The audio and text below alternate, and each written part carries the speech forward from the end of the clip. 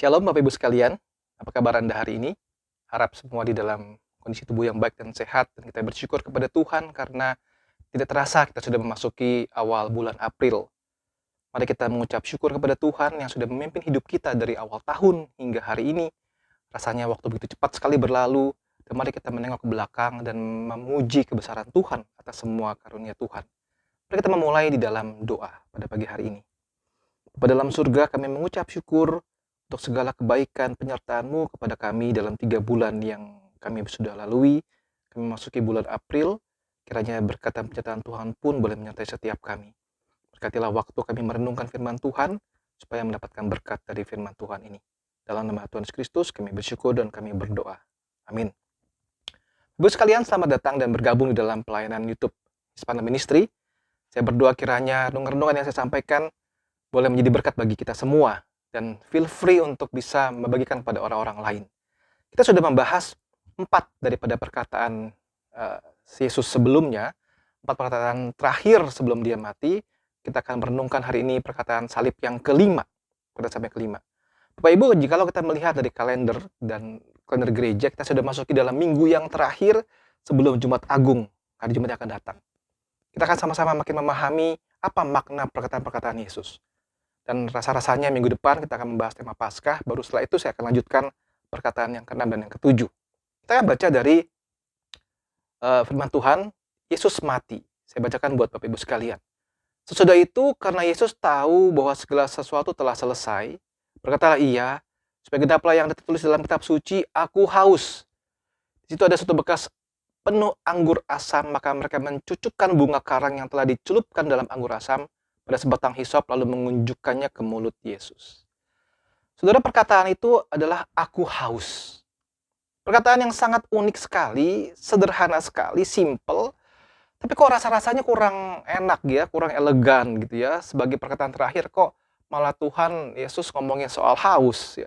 Itu kan hal-hal yang umum sekali. Udah saat-saat terakhir, tenaga-tenaga terakhir, kok malah ngomonginnya haus. Saudara, ingatkah kita bahwa Yesus juga pernah membahas tema haus ini sebelumnya? Yohanes 4 ayat 7, saya bacakan. Maka datanglah seorang perempuan Samaria hendak menimba air, kata Yesus kepadanya, berilah aku minum, sebab murid-murid telah pergi ke kota membeli makanan. Ayat 9, kata perempuan Samaria kepadanya, masakah engkau seorang Yahudi minta minum kepadaku seorang Samaria? Orang Yahudi tidak bergaul dengan orang Samaria. Ayat yang ke-10, jawab Yesus kepadanya, jikalau engkau tahu tentang karunia Allah dan siapa dia yang berkata kepadamu, berilah aku minum, niscaya engkau telah meminta kepadanya dan telah memberikan kepadamu air hidup. Saya bacakan yang ke-13. Jawab Yesus kepadanya, barang siapa minum air ini, ia akan haus lagi. Tapi barang siapa minum air yang akan kuberikan kepadanya, ia tidak akan haus untuk selama-lamanya. Sebaliknya air yang kuberikan kepadanya akan menjadi mata air di dalam dirinya, yang terus-menerus memancar sampai kepada hidup yang kekal. Yesus pernah membahas tema haus. Yesus adalah air hidup. Barang siapa yang minum dari air yang diberikan kepadanya, dia akan mengalami haus lagi, kekal selama-lamanya. Tapi mengapa Yesus di dalam ucapan yang kelima mengucapkan aku haus? Aku haus. Apa maksudnya perkataan ini? Saudara, kalau kita bicara soal haus, itu satu hal yang biasa. Kapan terakhir kali saudara merasakan haus? Kapan saudara terakhir kali betul-betul butuh air? Bisa di dalam kondisi kalau udara sangat panas sekali, atau kita sangat lelah sekali, kita begitu capek luar biasa, atau kita makan kepedesan begitu ya, kita butuh minum, kita haus, kita butuh air, kita butuh air, kita butuh air. Dan biasanya keinginan akan dipenuhi rasa haus itu begitu kuat luar biasa, bukan? Saudara, kita akan bersama-sama merenungkan tema ini, mengapa Yesus berkata aku haus. Perkataan ini memberitahukan kita 3 hal. Yang pertama, Yesus itu adalah betul-betul manusia secara fisik. Dia tidak sedang berakting, tidak sedang pura-pura.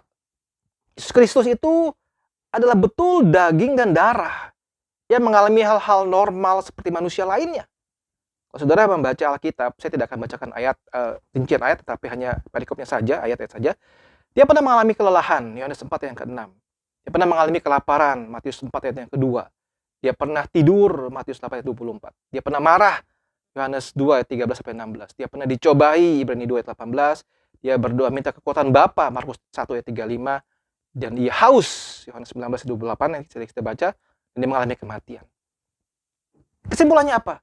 Dia betul-betul mengerti pergumulan manusia karena dia adalah 100% manusia, dan 100% Allah. Saudara, ini melawan pengajaran-pengajaran saat itu yang mengatakan bahwa Yesus tidak sungguh-sungguh manusia, dia hanya tampak sebagai manusia.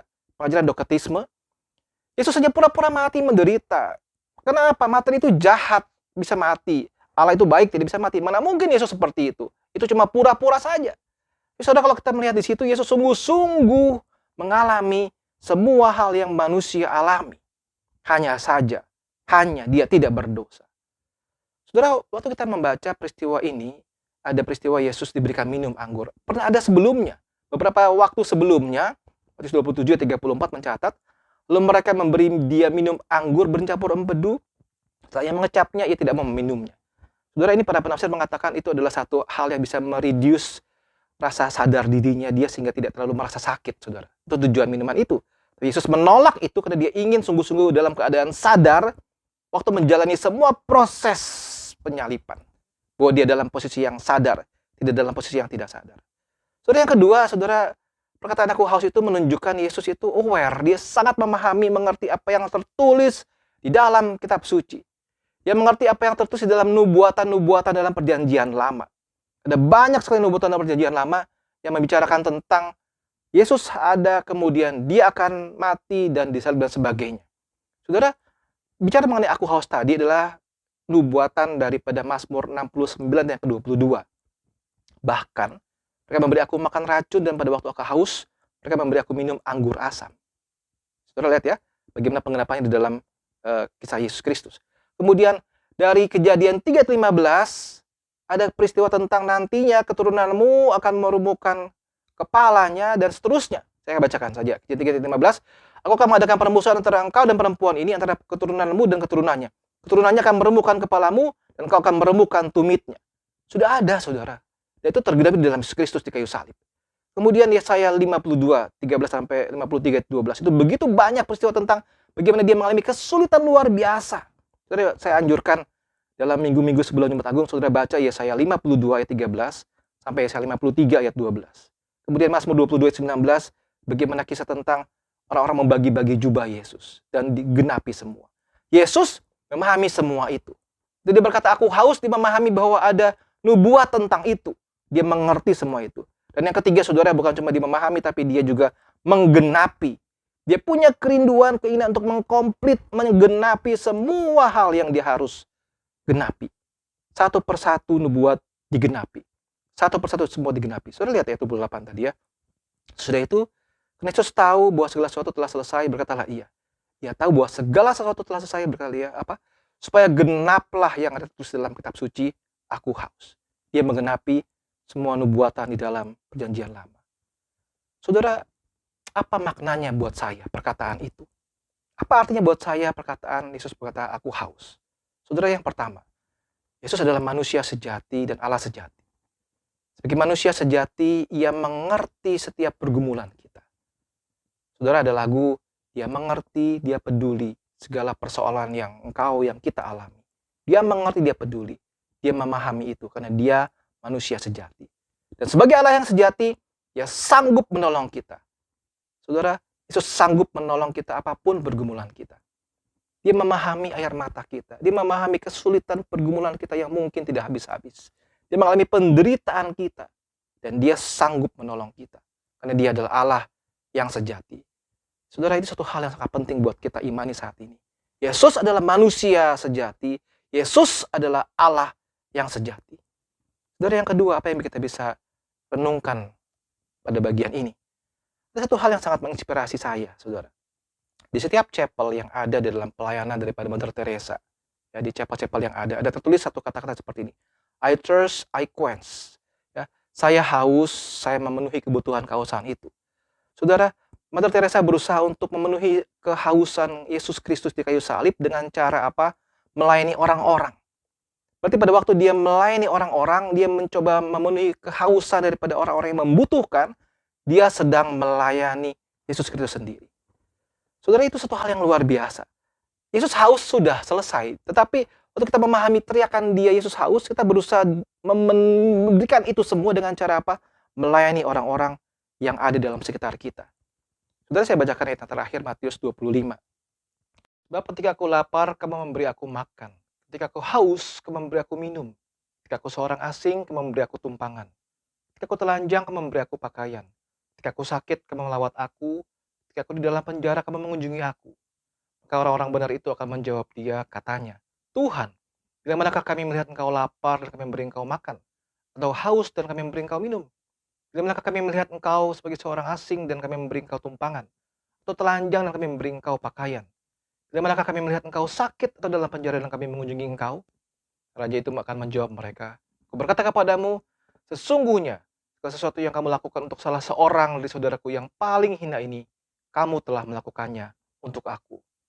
Sekalian, ayat kunci adalah dalam ayat ke-40, Tuhan berkata, segala sesuatu yang kamu lakukan untuk salah seorang dari saudaraku yang paling hina ini, kamu telah melakukannya untuk aku. Saudara, kiranya renungan ini boleh kita tutup dengan satu perenungan komitmen bahwa waktu kita mendengar seruan Tuhan Yesus berkata, aku haus. Dia punya kerinduan yang besar adalah kita memenuhi kebutuhan-kebutuhan orang-orang yang haus akan firman. Orang-orang yang haus akan kasih sayang, kepedulian, apapun itu. Dan saudara, kiranya kita tidak melewati kesempatan itu.